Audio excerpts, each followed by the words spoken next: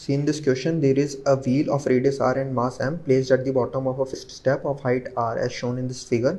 A constant force is continuously applied on the surface of the wheel so that it just climbs the step without slipping. Consider torque about an axis normal to the plane of this paper passing through this point q. Then which of these option are correct? अब A option में कह रहा है कि x point पर force लगाया गया normally circumference के, तो बच्चों वो फोर्स कुछ ऐसे लगेगा, है ना। और अगर मैं q के अबाउट इसका टॉर्क लिखूंगा तो हो जाएगा force into this perpendicular distance. अब जब ये व्हील क्लाइम करेगा तो x कंटिन्यूसली चेंज होगा तो टॉर्क चेंज होगा, तो टॉर्क कांस्टेंट तो नहीं है यहाँ पे, तो ए ऑप्शन गलत हो गया।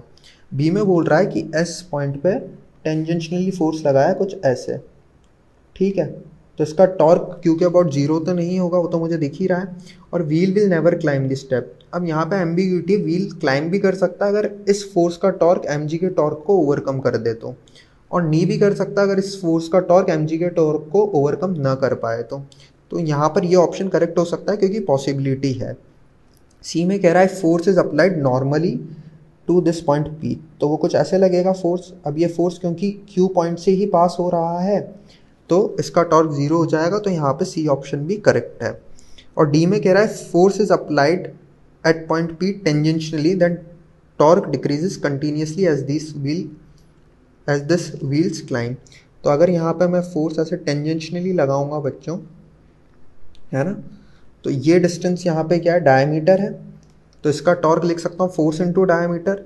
अब जब ये क्लाइम करेगा तो सिचुएशन कुछ ऐसी हो जाएगी जो मैंने इधर फिगर में शो करी है, ये पॉइंट P हो जाएगा डायमीट्रिकली अपोजिट, और इस पे फोर्स कैसे लग रहा होगा, ऐसे लग रहा होगा, है ना।